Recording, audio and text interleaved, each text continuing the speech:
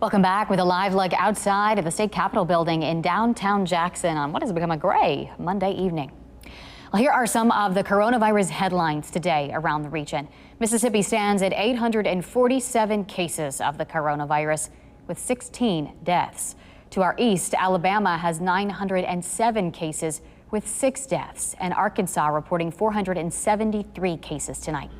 Our neighbors to the north, Tennessee with more than 1,800 cases and 13 deaths, while Louisiana, the South's hotspot, reporting 4,025 cases and 185 deaths from COVID-19. Emergency food assistance will be available for many families impacted by this crisis. The Mississippi Department of Human Services and the Food and Nutrition Service will issue emergency supplemental benefits for SNAP recipients this month and in April. The maximum monthly benefit amount a one-person household can receive is $194.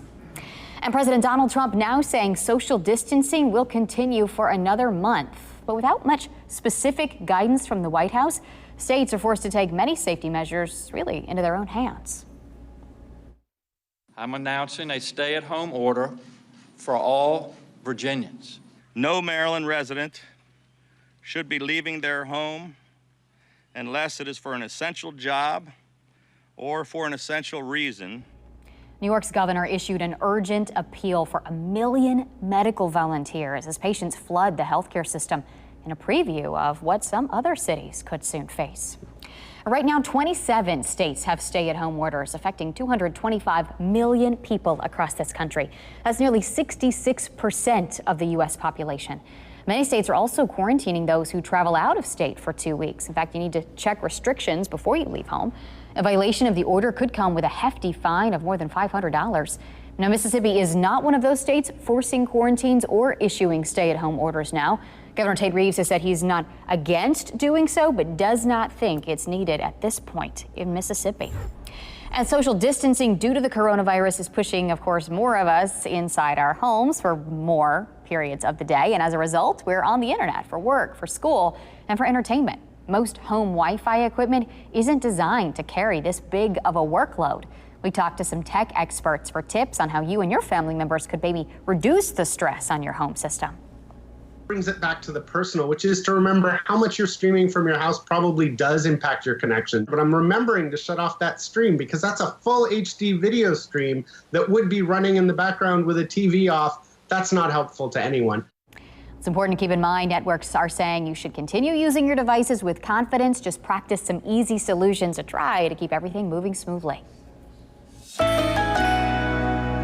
Clouds did overspread the area this afternoon. There might be a sprinkle around early this evening. I do not expect heavy rainfall this evening. 76, 57 our temperature range. You know, we got some cooler weather coming in. It's been such a warm month. Third warmest March on record, and that's where we're going to finish starting April. Temperatures close to the seasonal average. 68 degrees out there right now.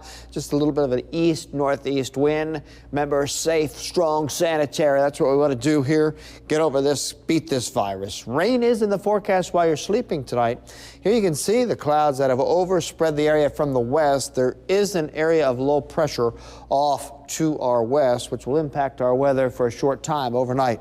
Warmer in the southern parts of the viewing area. There's a warm front right there. It's going to slowly drift to the north tonight, and then a cold front will pass through tomorrow. Upper 50s to the north, low temperatures in the 60s for the rest of the area.